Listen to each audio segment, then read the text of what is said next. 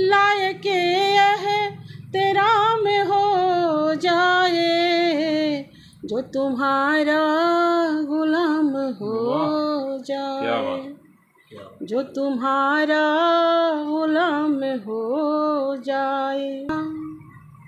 हर घड़ी यूं रुलाने से क्या फ़ायदा, मेरे दिल को सताने से क्या फ़ायदा। है कैसे कि अब ये नम नहीं है आंसू आँख में शबनम नहीं है। एक अनजान से प्रीत मोरा भइल, एक अनजान से प्रीत मोरा भइल, भीड़ में रह के जियरा एकोरा भइल। बेटी बिना दहेज के हम देंगे आपको, बेटे के बाप सुन ले ये समधन का फैसला। जिस घर में प्यार ना हो वहाँ जाएंगे नहीं।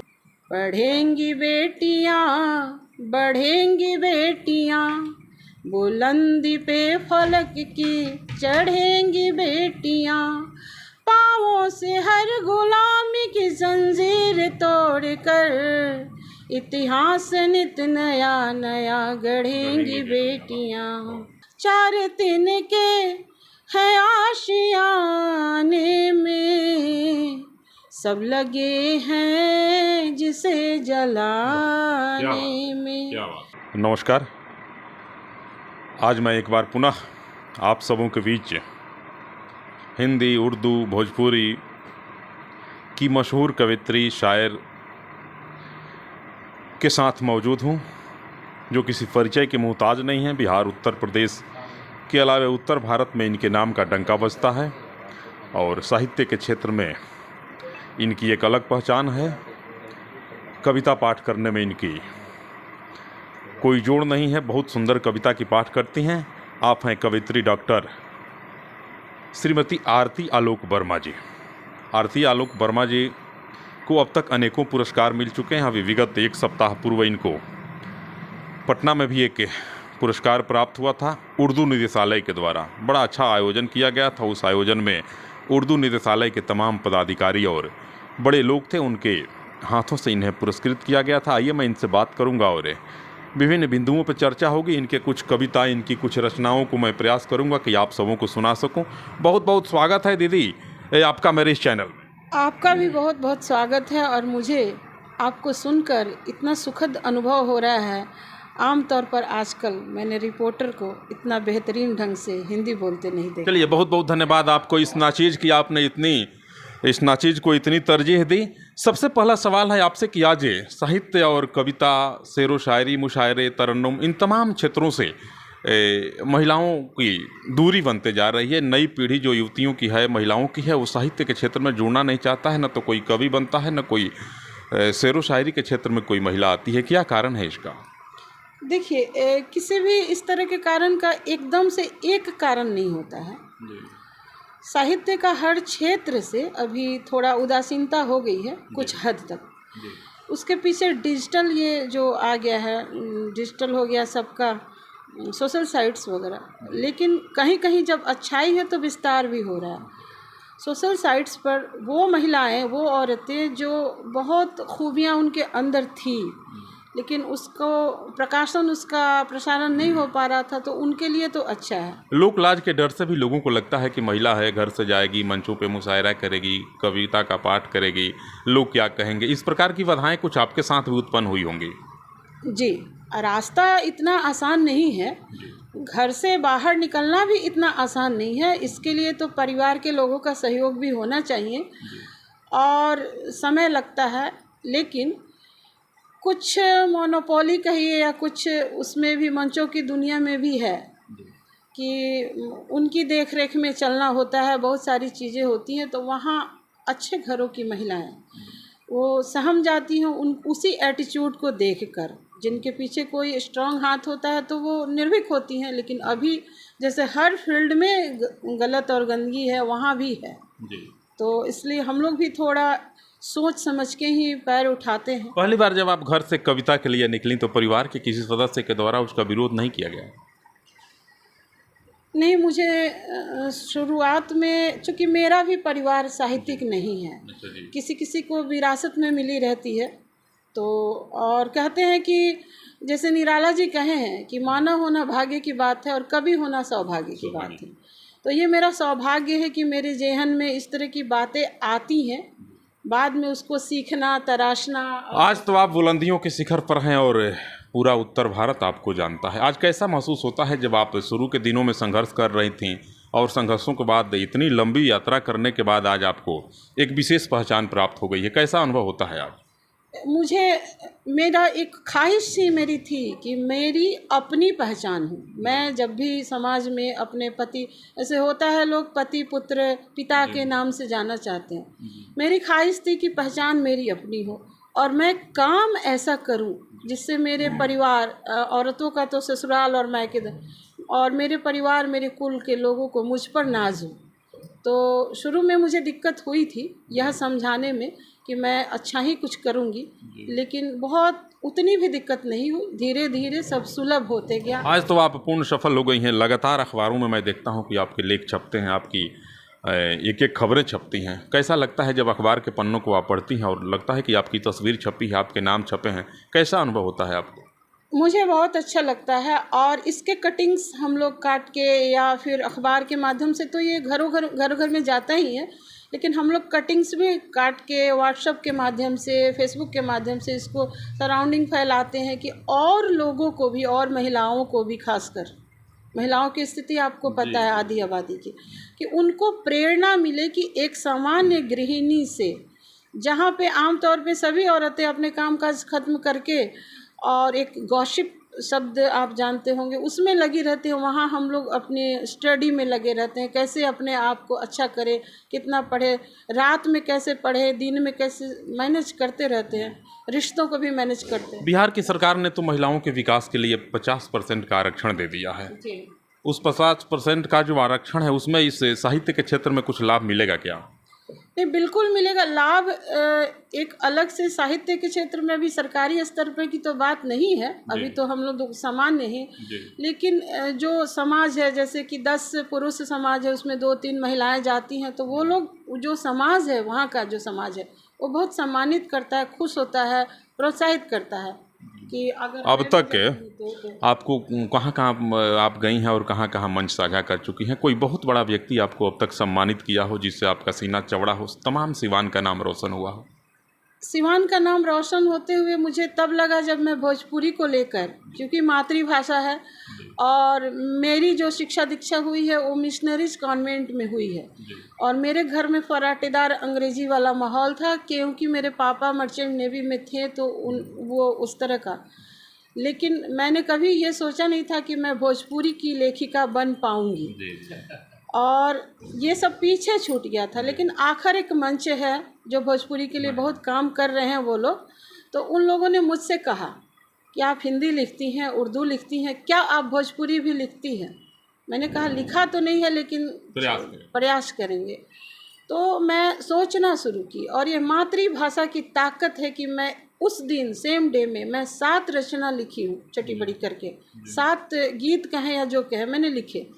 फिर आखिर ने मुझे मंच दिया और वहाँ सबको अच्छा लगा, और मुझे वहाँ से, चाहे जिसने भी सुना हो, कोई लोग हों, तो उन्होंने तुरंत ही मुझे साहित्य अकादमी के लिए बुलाया। तो ये मेरे लिए बहुत गर्व की बात है कि जब वहाँ कहा जा रहा था सीवान से आई है बिहार राज्य को, मैं बाहर में जाके अपने राज्य को रिप्रेजेंट कर रही थी, तो ये मेरे लिए बड़ी खुशी की यह सम्मान कहाँ मिला आपको? दिल्ली में। किनके द्वारा?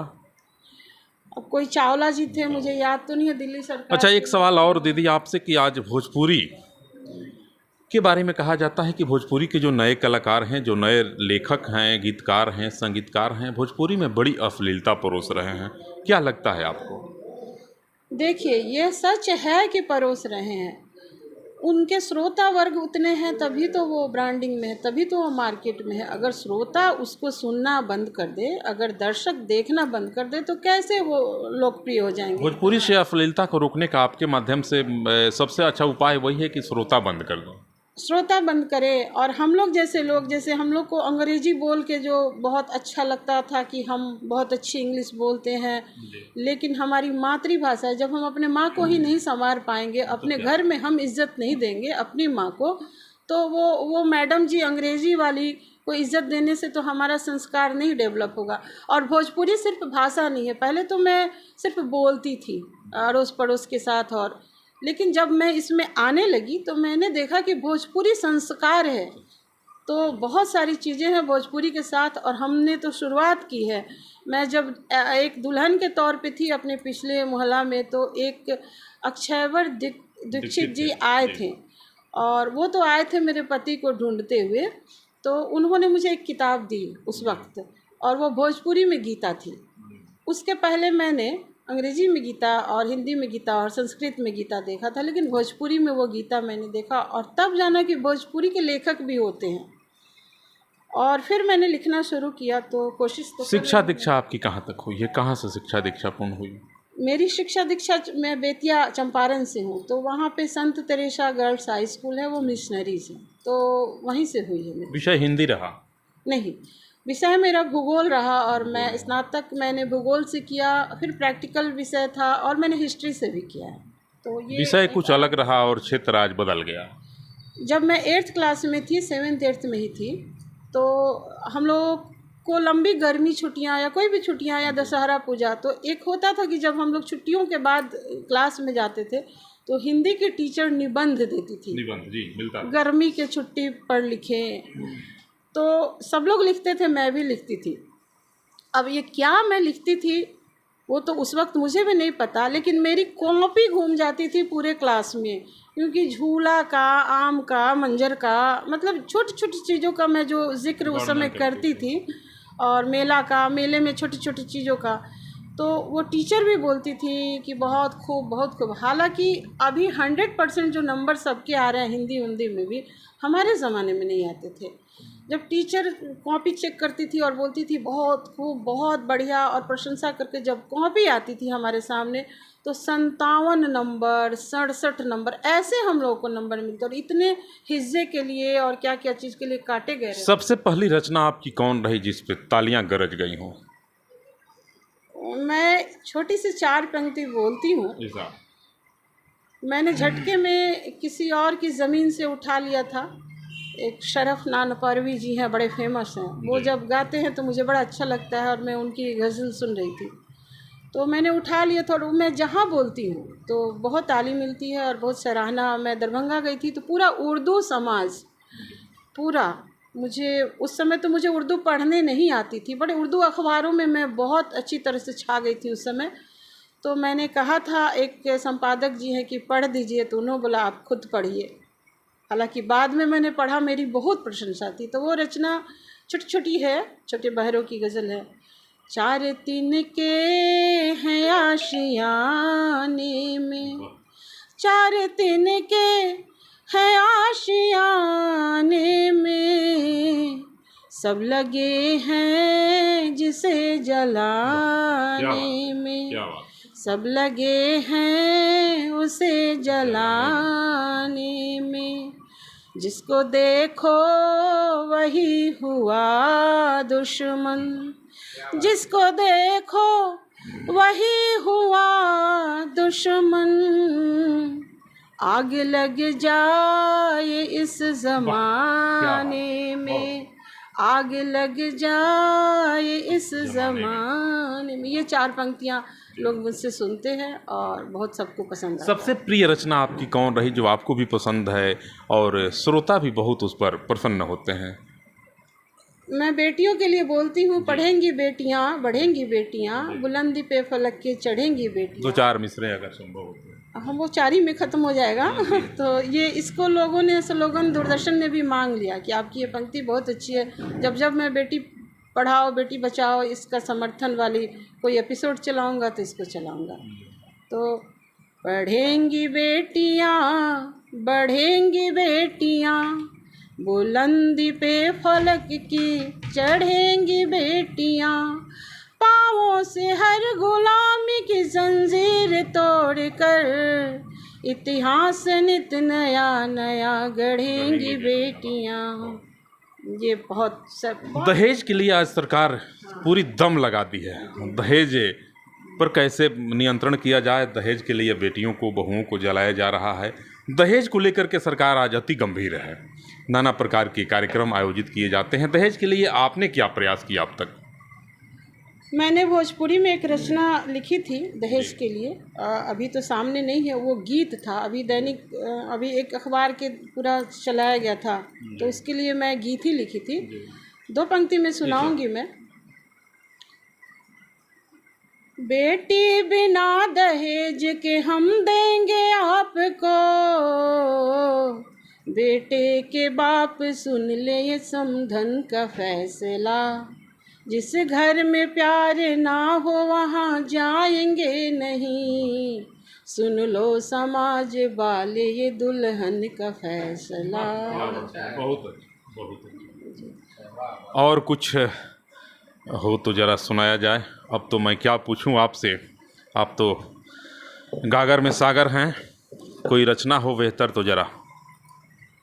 जैसे माँ बाप को अपना सारे बच्चे अच्छे लगते हैं, सारे में थोड़ी थोड़ी, वैसे मुझे अपने भोजपुरी, उर्दू, हिंदी सारी रचनाएं अच्छी लगती हैं। भोजपुरी के लिए चलिए मैं एक ये गज़ल सुनाती हूँ जो मेरी पहली प्रस्तुति थी भोजपुरी में, और जिसको बहुत सराहा गया। जब मैं दिल्ली गई थी तो मुझे किसी ने कहा कि ट्विटर पे ये घूम रहा है लेकिन आपका नाम नहीं है, तो हम लोगों ने बताया कि आरती वर्मा जी की रचना। तो मुझे बहुत पसंद है क्योंकि इससे ही मुझे बहुत जल्दी पहचान मिली थी। एक अनजान से प्रीत मोरा भइल, एक अनजान से प्रीत मोरा भइल, भीड़ में रह के जियरा एकोरा भइल, एक अनजान से प्रीत मोरा भइल, भीड़ में रह के जियरा एकोरा भइल। और शेर सुनिएगा। ऊंच दुनिया के कितनो सिंहासन रहे, ऊंच दुनिया के कितनो सिंहासन रहे, सबले बढ़ के तमाई के कोरा भइल, एक अनजान से प्रीत मोरा भइल। और सुनिएगा। जे न से ही जुल्म के कहानी लिखल, जे न से ही जुल्म के कहानी लिखल, हम गरीबन के पन्ना तकोरा भइल, हम गरीबन के पन्ना। और एक रोमानियत का शेर है, सुनिएगा। चांद रहते गगन में अनहरिया रहे, चांद रहते गगन में अनहरिया रहे, तू जहाँ रहला उहवे अजोरा भइल, तू जहाँ रहला। पीछे पीछे पिया के उड़ल जाए रे, पीछे पीछे पिया के उड़ल जाए रे, पीछे पीछे, पीछे पीछे पिया के उड़ल जाए रे, मन त हमरो हो, मन त हमरो पतंगवा के डोरा भइल, मन त हमरो। और माई भोजपुरी के सम्मान में मक्ता हाजिर करते। हर जगह भोजपुरी के सम्मान हो, हर जगह भोजपुरी के सम्मान हो, हर जगह भोजपुरी के सम्मान हो, आरती के सभन से निहोरा भइल, आरती के सभन से। अब तक आपको कितना पुरस्कार मिला है? अब तो गिनती तो मैंने नहीं की है, हालांकि ये पुरस्कार जो मिले हैं वो सरकारी तो है नहीं। सरकारी मान्यता प्राप्त दूरदर्शन है, आकाशवाणी है। वहाँ सराहना मिलती आकाशवाणी है। में आप कितनी कार्यक्रम अब तक दे चुके हैं? लगभग मैं 7-8 कार्यक्रम कर चुकी हूँ। आकाशवाणी में सबसे पहला कविता आपका कौन रहा? कविता थी क्या था? वो कविता थी मैं आज की नारी हूँ। जैसे 2-4 शब्द। अब 2-4 शब्द कविता के तो मैं नहीं अच्छा, और कुछ दूसरा जो आकाशवाणी में आपने प्रस्तुत किया हो? आकाशवाणी में मैंने कविता ही पढ़ी और मेरे पास बहुत सारी कविताएं हैं। गजल में दीदी कुछ गजल हो तो एक बार कोई गजल प्रस्तुत किया जाए। जी मैं पढ़ के सुनाती हूँ आपको। जी सुनिए। कोई बात।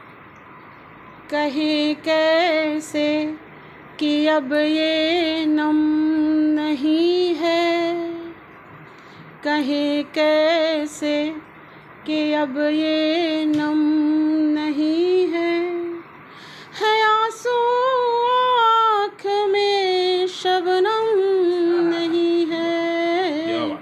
कहे कैसे कि अब ये नम नहीं है। और शेर सुनिएगा। खिलेंगे फूल कैसे चाहतों के, खिलेंगे फूल कैसे चाहतों के। वाह। खिलेंगे फूल कैसे चाहतों के, जमी इस दिल की अब पूर्णम नहीं है, जमी इस दिल की अब।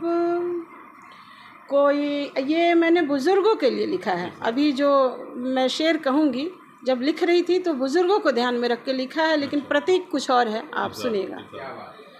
कोई इस बाग में आए भला क्यों, कोई इस बाग में आए भला क्यों, बहारों का अभी मौसम नहीं है, बहारों का अभी। और ये शेर सुनिएगा। समेटे कांच के किरचे पलक से, समेटे कांच के किरचे पलक से, मेरी ख्वाहिश में अब वो दम नहीं है आंसू आँख में शबनम नहीं है। और शेर सुनिएगा। पिए जाते हैं हम अपने ही आंसू, पिए जाते हैं हम अपने ही आंसू, हमारी तृष्णगी भी कम नहीं है, नहीं हासिल हुई खुशियाँ जहाँ से, नहीं हासिल हुई खुशियाँ जहाँ से, कहीं कैसे वहाँ पर गम नहीं है आंसू आँख में शबनम नहीं है। और मक्ता हाजिर करती हूँ, शेर छोड़ के पढ़ती हूँ, मेरी लंबी लंबी गज़ल है। बुझा दे आरती के इस दिए को, सुनिएगा।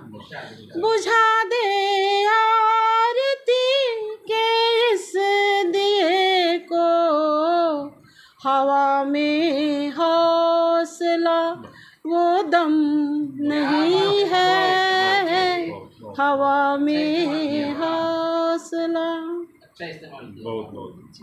और कुछ तरन्नुम हो? आप तो उर्दू से भी आपका बड़ा अच्छा रिश्ता रहा है, कोई तरन्नुम हो तो? हाँ, तो तरन्नुम में ही मैं कह रही हूँ, कोशिश कर रही हूँ। एक और शेर सुनिएगा। हालांकि इसका वो एक शेर को पुरुष ये में बनाने के लिए पूरा शेर ही वैसा गया है। हाँ, थोड़ा छोटा कोई बात नहीं। खिलौने दे, ये होता है ना ज़मीन पर से उठा देना, आप तो शायर है समझना। खिलौने दे के बहलाया गया हूँ, मैं बच्चा हूँ ये समझाया खिलौने दे के, और सुनेगा।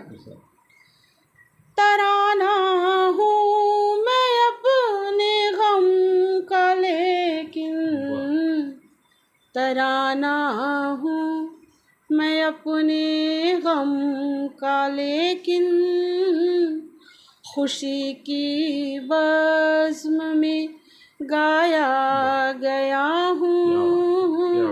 मैं बच्चा हूँ ये समझाया गया हूँ। और दो शेर और सुनाती हूँ इसमें। जहाँ मुंसिफ हुआ करता था कल तक, जहाँ मुंसिफ हुआ करता था कल तक, वहीं मुजरिम मैं ठहराया गया हूँ। मैं बच्चा हूँ ये समझाया गया हूँ। और एक शेर और सुनिए। मुझे अपनों ने भी अपना न समझा, मुझे अपनों ने भी अपना न समझा, मैं गैरों से भी ठुकराया गया हूँ। मैं बच्चा हूँ। हिंदी में अगर कुछ कविता हो हाँ, हिंदी में तो दो चार पंक्ति शुद्ध शुद्ध हिंदी में जी सुनाते हैं। पल दिन महीनों की नहीं सदियों की बात है, पल दिल महीनों की नहीं सदियों की बात है। माँ जानकी की गाथा तो सबको ही ज्ञात है। बदला न भाग्य नारी का, बदला है युग तो क्या, नारी की जिंदगी अभी भी काली रात है। नारी की जिंदगी साहित्य जी हंस रहे, क्या बात है। और कुछ हिंदी की रचना हो? हाँ, हिंदी में कोई गजल है क्या? हाँ, अब हम लोग जब लिखते हैं तो हिंदी उर्दू, अभी इसको तो उर्दू स्क्रिप्ट में मैंने लिखा नहीं है ना, तो हिंदी में ही लिखा है, तो क्या कहूँगी। शायर साहब आप बताएंगे। मैं एक और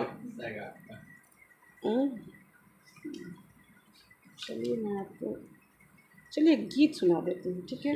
छोटा सा गीत है, हालांकि ये भी तो लंबा होगा। 2-4-5 लाइन का सुन, चलिए ना इसे सुनाती हूँ। कुछ सुनाती हूँ, 2-4-5 लाइन, ठीक है।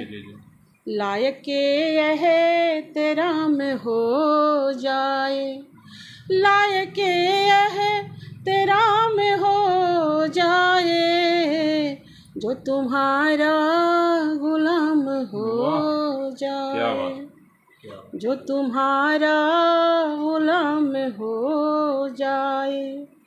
मैं भी शोहरत पसंद करती हूँ, मैं भी शोहरत पसंद करती हूँ, काश दुनिया में नाम हो जाए, काश दुनिया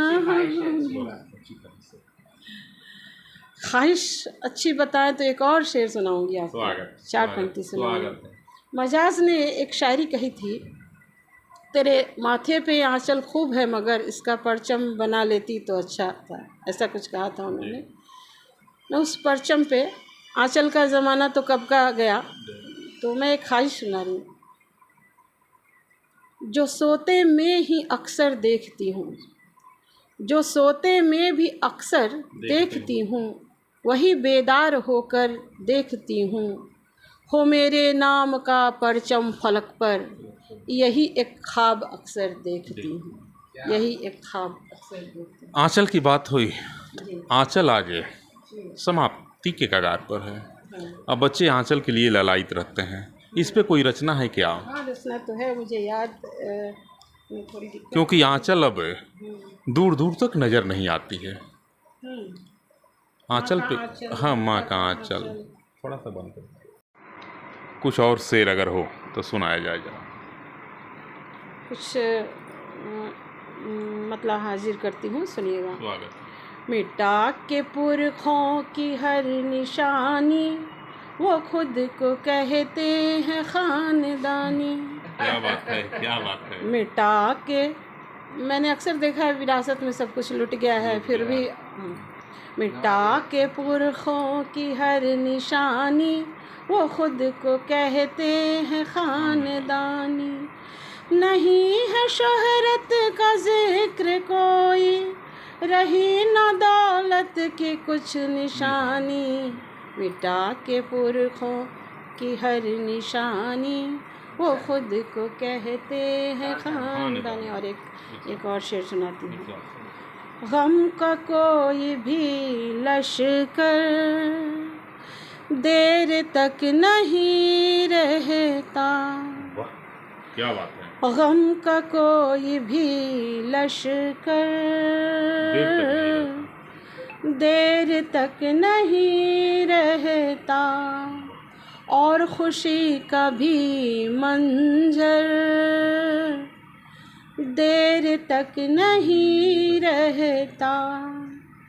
डूबते ही सूरज के चांदनी बिखरती है, क्या बात। चांदनी बिखरती है, धूप का असर छत पर क्या बात है, क्या बात है। देर तक नहीं रहता। और मक्ता ही सुन लीजिए। स्वागत।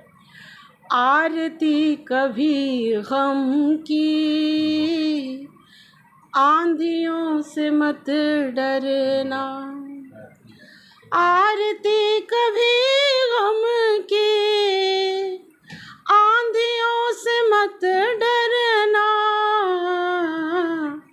आंधियों का ये लश्कर देर तक नहीं रहता, आंधियों का ये लश्कर देर तक नहीं रहता। और कुछ सुनाते हैं, चलिए। हर घड़ी यूं रुलाने से क्या फायदा, हर घड़ी यूं रुलाने से क्या फायदा, मेरे दिल को सताने से क्या फायदा। रोशनी के लिए जल रही आरती, मत बुझाओ बुझाने से क्या फ़ायदा। हर घड़ी यूं रुलाने से क्या फ़ायदा, मेरे दिल को सताने से क्या फ़ायदा। और एक शेर सुनिएगा।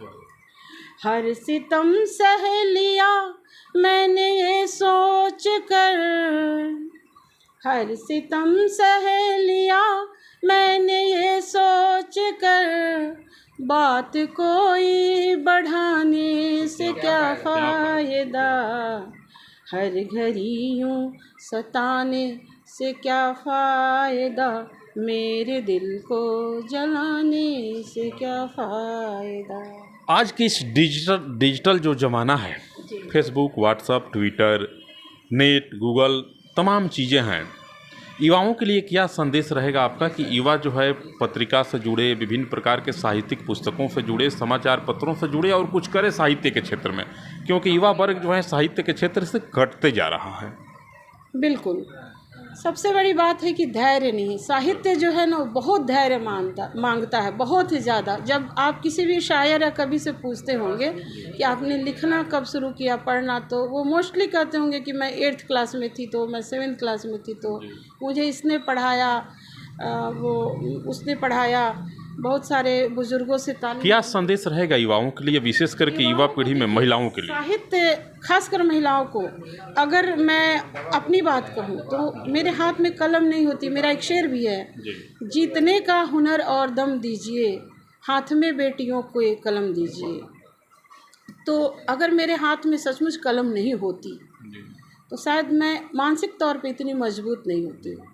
और जिस तरह के झंझावत हम लोगों ने झेले हैं, सब लोग झेले हैं, जैसे उन्होंने भी कहा, शायर साहब ने, जाहिद साहब ने, सबके ज़िंदगी में तमाम तरह के उतार चढ़ाव, मनोवैज्ञानिक तौर पे समझने में, अपना विश्लेषण करने में, अपने किस्मत का या जो चल रहा है उसका विश्लेषण करने में भी साहित्य का बहुत योगदान है। अगर आपके अंदर कोई तनाव है, आप भ्रष्ट होकर फट जाइएगा, हो सकता है आपको नहीं कोई सुन रहा, वो किसी क्रिएशन में जब ढल जाता है, पेंटिंग में, रचना में, तो वो डाइवर्ट होता है। कोई पीड़ा है और वो पीड़ा सृजन भी कराती है आपको, चाहे वो माँ के रूप में हो।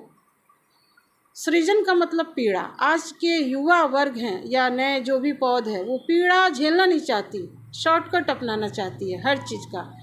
और इस तरह के खासकर साहित्य में या किसी भी अच्छे मुकाम पर जाने में कोई शॉर्टकट नहीं है, कुछ नहीं। आपको पढ़ना पड़ेगा, सीखना पड़ेगा, रोज़ आपके व्यक्तित्व में तरह तरह के उत्थान के लिए उसको काम करना पड़ेगा। डॉक्टर आरती वर्मा, डॉक्टर आरती आलोक वर्मा, अभी आप इनसे सुन रहे थे इनकी हिंदी, उर्दू, भोजपुरी तमाम भाषाओं में इनकी रचना और युवा पीढ़ी खास करके महिलाओं को कैसे साहित्य के क्षेत्र में आगे बढ़ाया जाए, उसके लिए महिला को क्या करना चाहिए, युवतियों को क्या करना चाहिए, तमाम बिंदुओं पे दीदी से एक एक बातों पे मेरी चर्चा हुई और इनकी एक एक रचनाओं को मैं आप तक पहुंचाने का एक छोटा सा प्रयास किया। मैं यह प्रयास पुनः एक बार निकट भविष्य में करूंगा कि दीदी के साथ थे तत्काल मैं आप सबों के बीच ही पुनः हाजिर हूं। तब तक के लिए बड़ी और प्रसिद्ध कवयित्री डॉक्टर आरती आलोक वर्मा और सहयोगी अमित कुमार सिंह के साथ मैं शंभू प्रसाद है। आप सबों को सादर नमस्कार।